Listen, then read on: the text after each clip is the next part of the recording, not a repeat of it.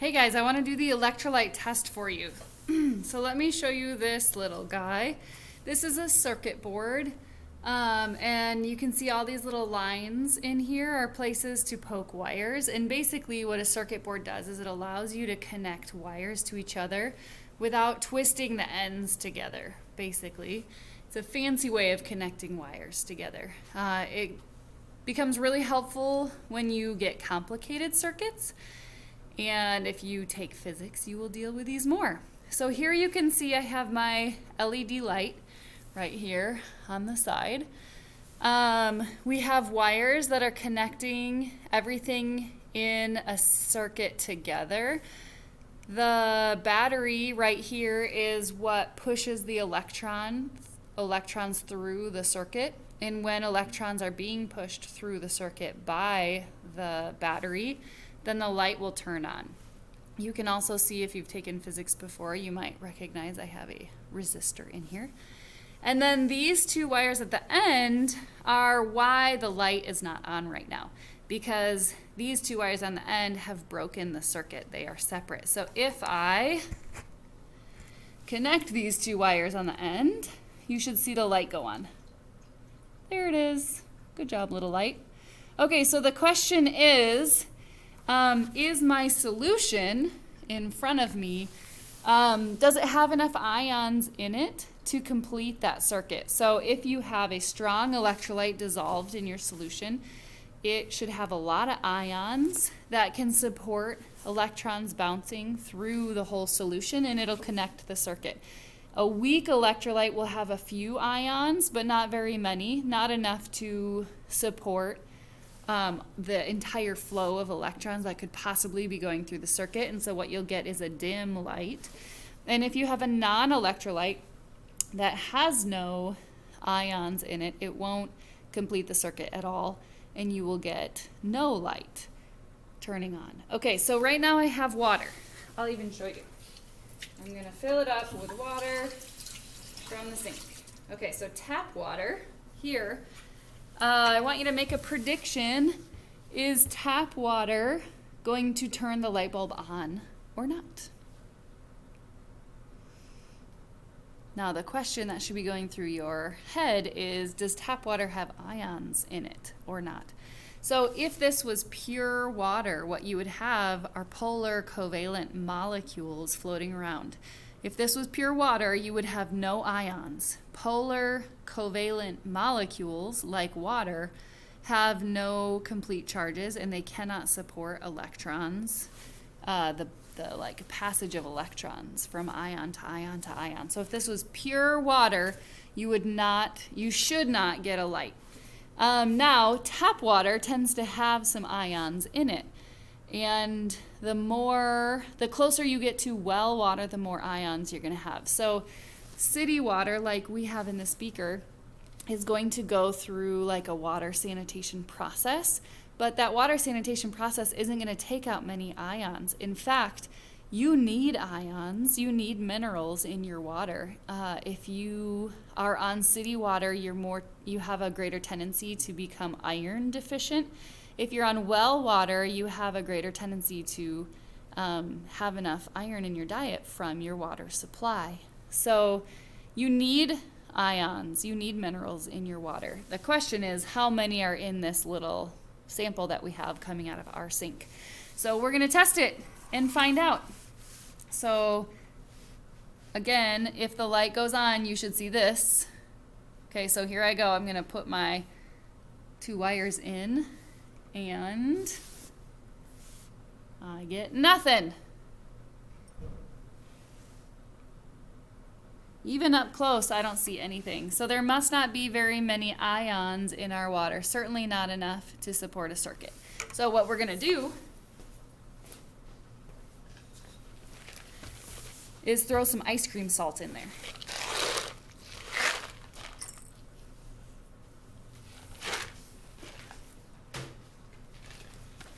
Now, ice cream salt should have a label somewhere that tells us what it is. Oh, it does not.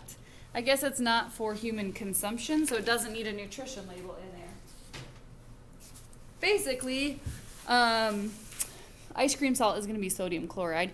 The only reason I used ice cream salt is because it was the closest salt I had. There's no other reason I used it. Now, the drawback of ice cream salt is, A, they don't purify it a whole lot, and B, it's in really big crystals, so it takes a little bit to dissolve. So let me just swish it around here, get it to dissolve. Here we go.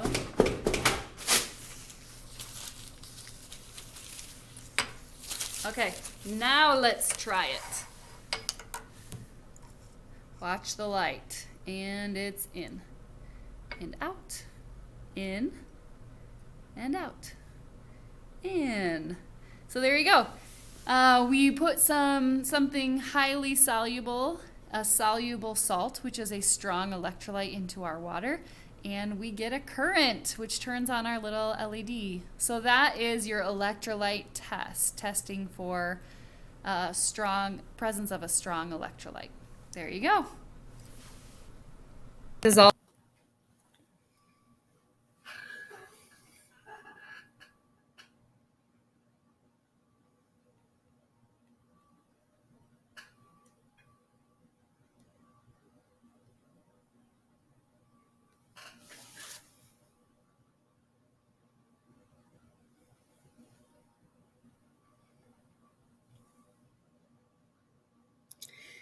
If you have questions, now would be a great time to ask me questions. Okay, I'm going to sort this with you. So I'm going to circle, let's go acids. I'll circle in blue.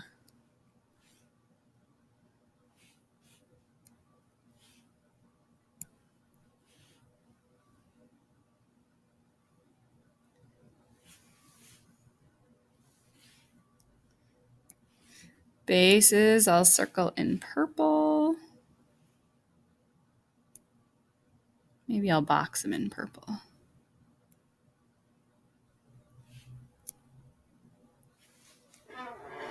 Okay, did anybody list CH3OH as a base? Because it is not a base. Anybody get caught by that? That was your tricky one of the bases. Why is it not a base? Because it's an organic compound. It looks like a base because it has that OH on the end, right? But it starts with a CH, so which makes it an organic compound. And organic compounds are not basic. Why would NH3 be a base? Good question. So NH3 is a weak base, and it doesn't look like a base, right? Because it doesn't have a hydroxide in it. So weak bases, you have to memorize. Most weak bases, you just have to memorize. And NH3 is the one weak base I'm going to ask you to memorize because it's so common. It's ammonia, which is a really common, actually, two. I'm going to ask you to memorize two weak bases, ammonia being the one that we've talked about so far. The other one is baking soda. Baking soda is a base also, but it doesn't look like a base. And you have to memorize that one too. Any other questions on acids and bases? Okay, salts would include these.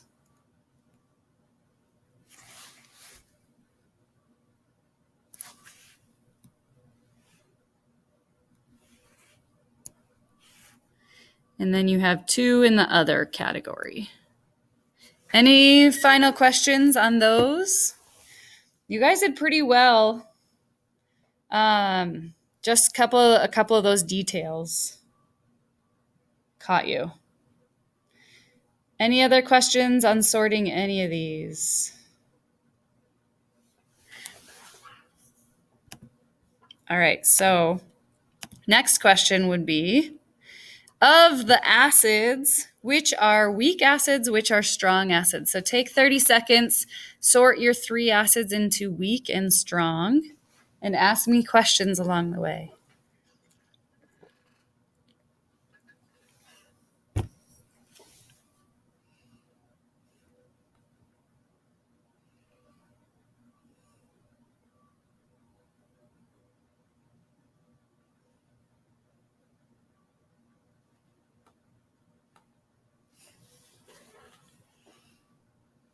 Okay, so telling if it's weak or strong is you have to memorize the strong ones, and then everything else is going to be weak.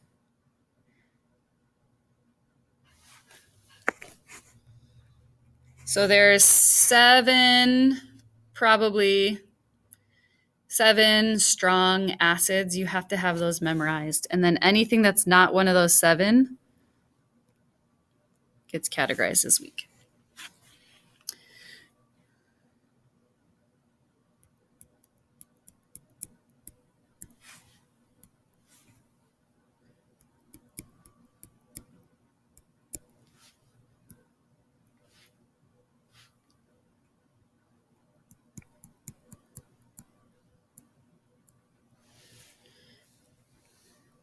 Anybody have questions on those?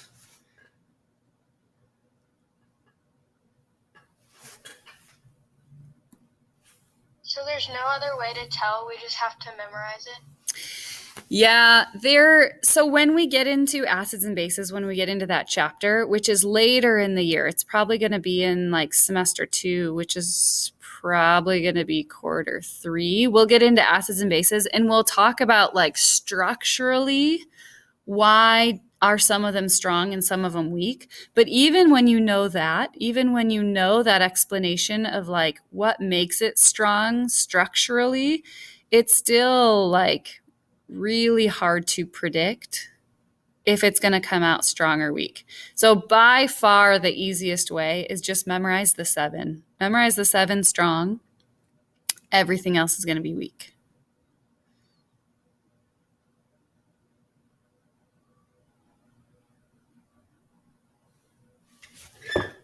Any other questions on that? All right, let's do the same for bases. I'll give you 30 seconds.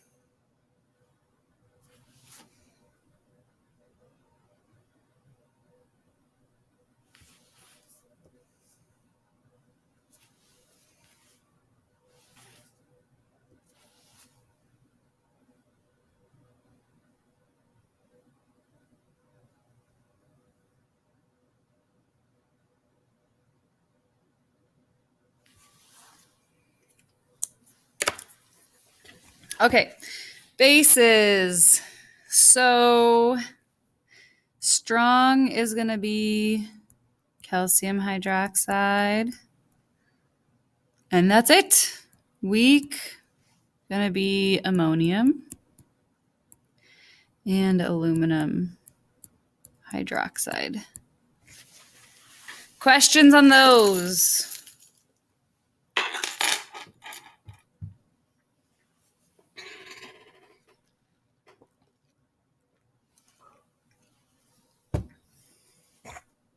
Okay, I see a couple of you asking for the list of a strong acid. So it's HCl, HBr, HI, HNO3, H2SO4, HClO4, HClO3. Those are your strong acids.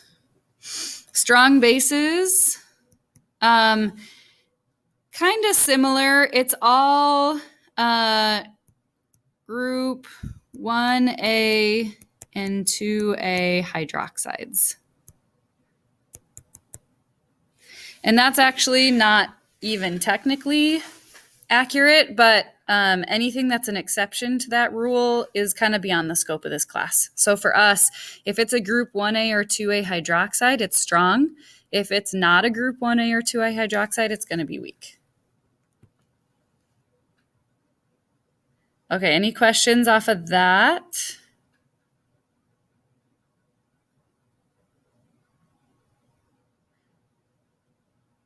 Yeah, okay, I'm just catching up on the chat now. So yes, it's not strong if it has a hydroxide. It's strong if it's a group 1A or 2A hydroxide. But if it's any other hydroxide from another group, it's not strong. And that's another reason, well, that would be a reason why CH3OH is not a strong base, but it's not a base at all. So never mind. Does that help? Does that clarify? All right, number 4, of the salts which are soluble.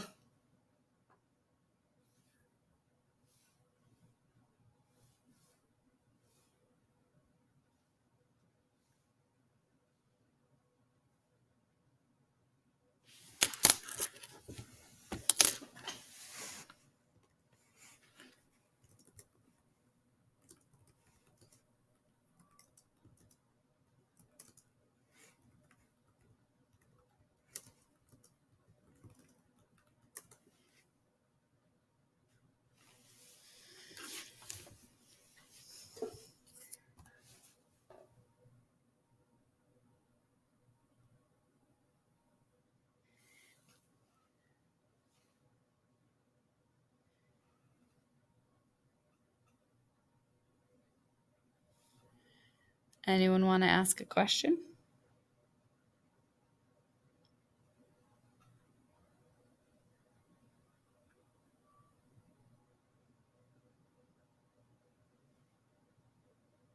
Okay, thank you, Claire, for asking the question. How do you know if they're soluble? Good question, Claire. You have to know the solubility rules. So, again, there's no other way to tell if salts are soluble or not. You have to learn the solubility rules. So if you look up solubility rules, let's do it.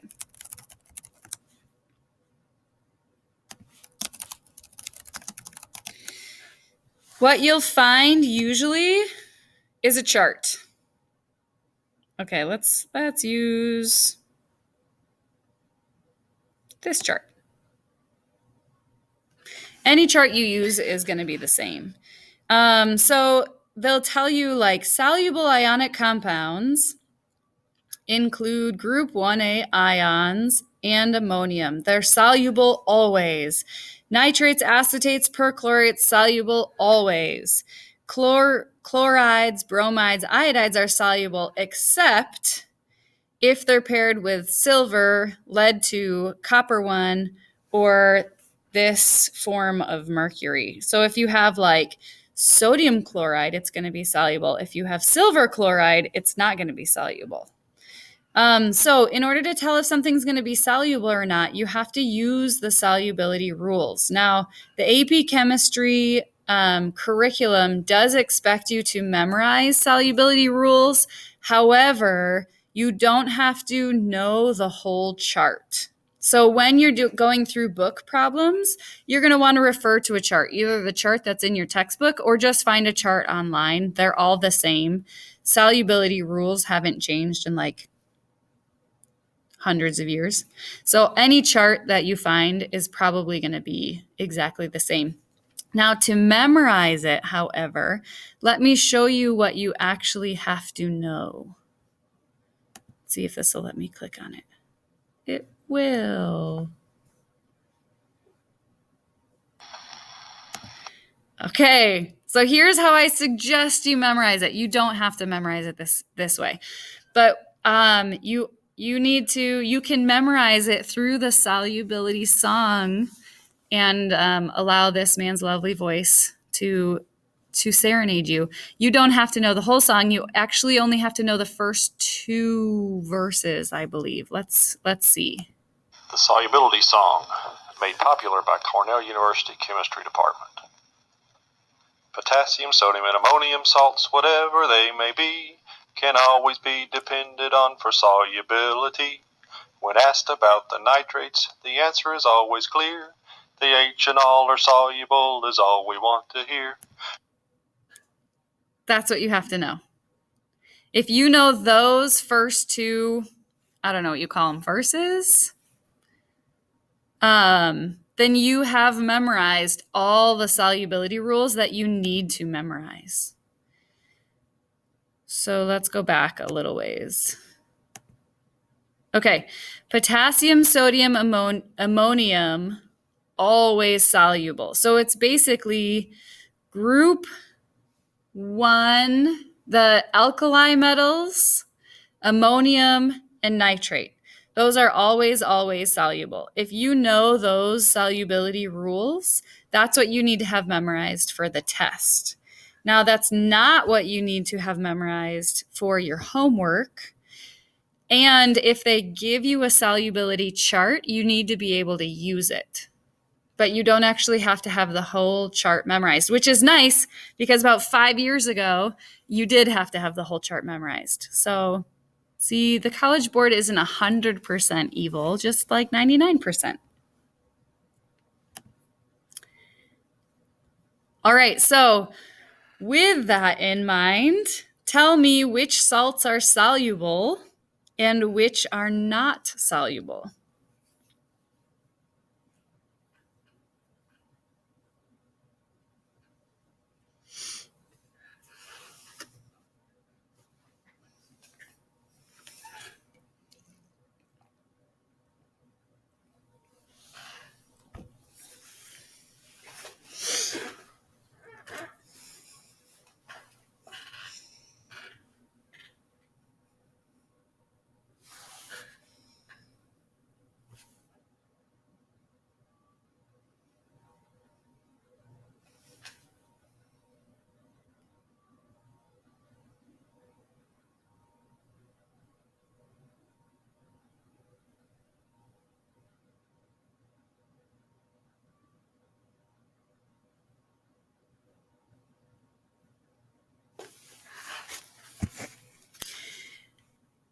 They are all soluble. So FeCl2, chlorine is soluble except for those 4 exceptions I just listed.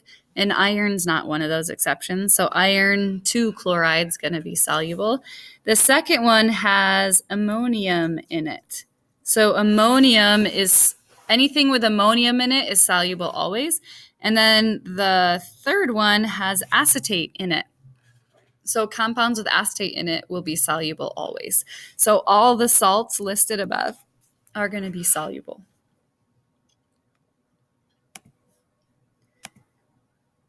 Okay. Oh, I thought I had one more question there. Maybe you just can't see it on the bottom. So now that we have that stuff sorted, oh, there we go. Sort the list into strong electrolytes, weak electrolytes, and non-electrolytes, please.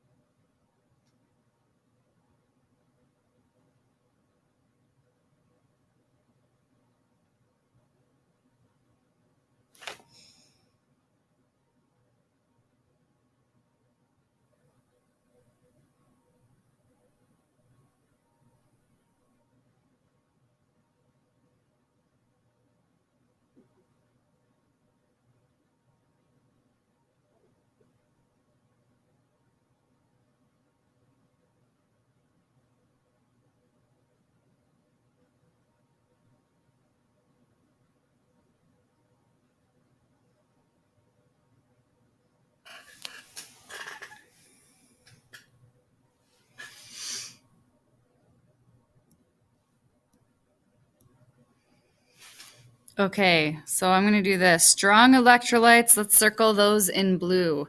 So strong electrolytes would be soluble salts, strong acids, and strong bases. Those are going to be your strong electrolytes. The things that produce a lot of ions in solution. So strong acids dissociate completely, soluble salts dissociate completely, strong bases dissociate completely. So they're going to produce as many ions as possible. Okay, weak electrolytes are things that will produce some ions, but also will keep some molecules together.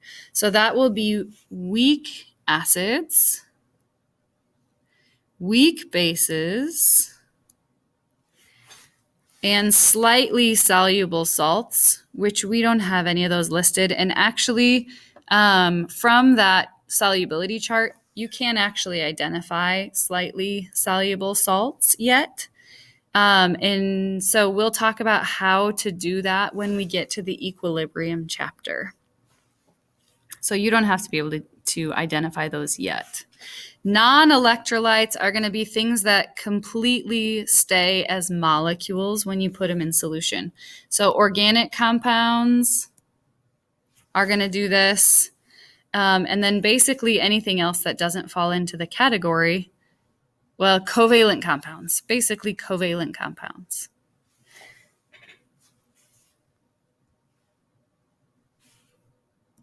All right, questions on that sorting?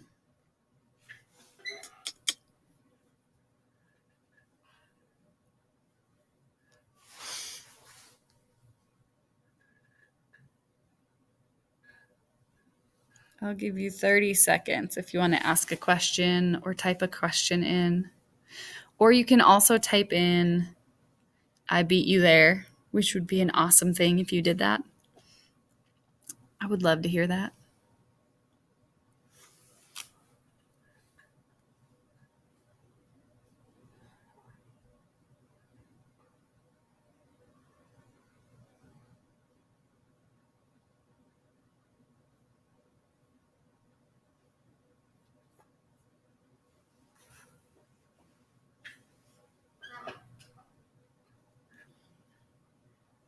Okay.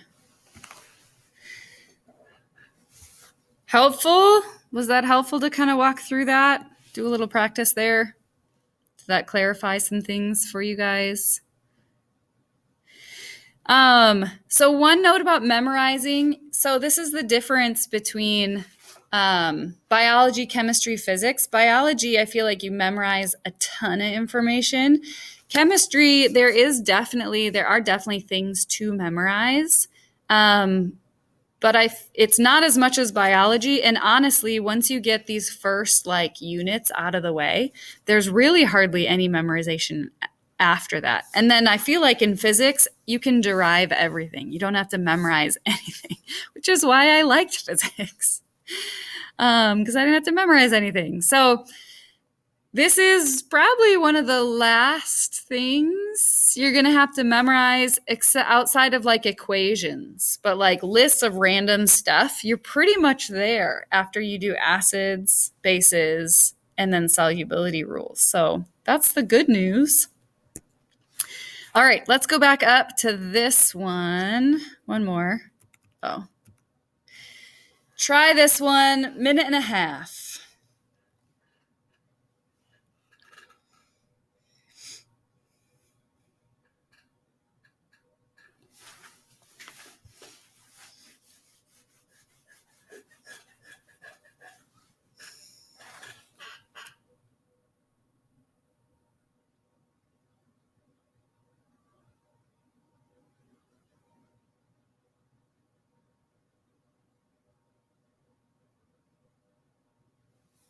That was 30 seconds.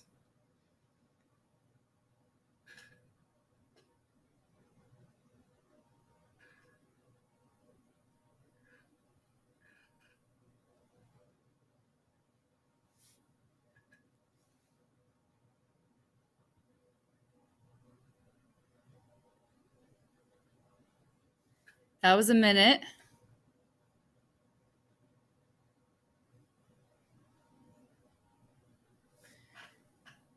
Okay. Answers keep switching. I think maybe as you think about this, which that's fine if you want to. I love that the more you think about it, the more clarity you have. Okay, so remember, strong electrolyte is going to dissociate completely, right? So that means you either have a strong acid, strong base, or soluble salt. So that's really what they're asking you. Which one of these, and there's really only one, that is either a strong acid, strong base, or soluble salt. Does anybody want to change their answer based on that? I'll give you 10 seconds to change your answer.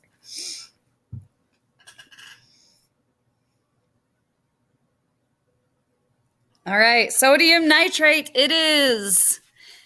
Questions. What questions do you have on that? There was some confusion there. So it's not sucrose. Sucrose is going to be a molecule. It's not an acid base or salt. It's a molecule. It's a covalent compound. Ethanol, nobody chose ethanol. Good job, you guys. Ethanol is an organic compound, and those won't produce ions. Ammonium is a weak base, so it would be a weak electrolyte, but not a strong electrolyte. Acetic acid is a weak acid.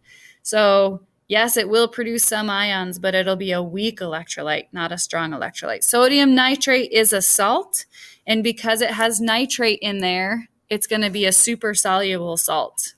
So sodium nitrate is going to be your answer. Any other questions off that one? All right. So we are pretty much there. Let's just see what the next stuff is. Okay, so the next section is on composition. So we're getting back to kind of the math behind chemistry, but we're gonna go into like the math of chemistry in solutions. And so really it's going to come down to these four things: grams, density, moles, molarity. Let's do this as our last thing. Can you match the term with what the term represents? Go ahead and draw lines there. And we'll end here today. And then today's like recording, we'll kind of go into the math behind this stuff. And when I see you guys tomorrow, we'll do a whole lot of practice with that math.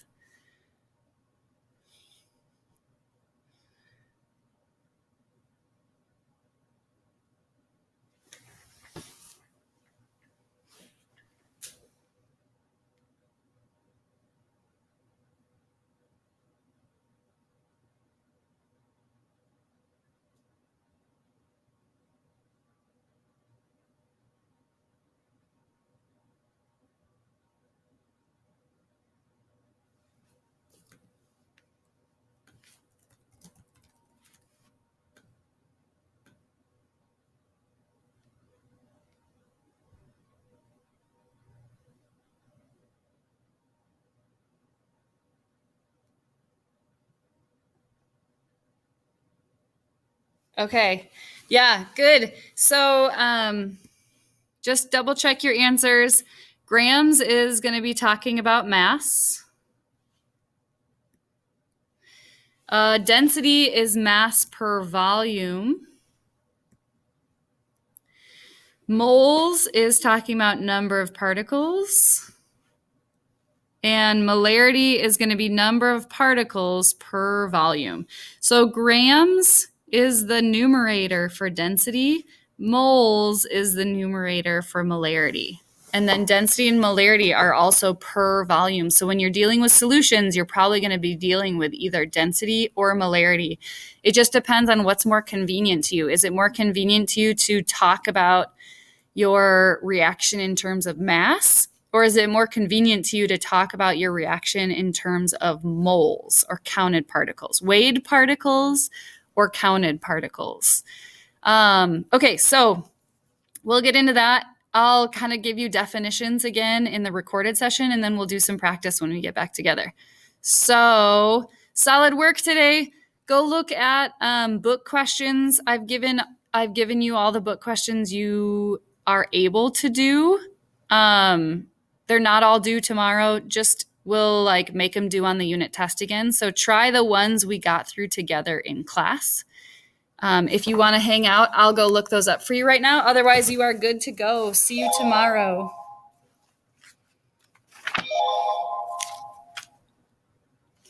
So right now you can go through 29. That's it. Question 29.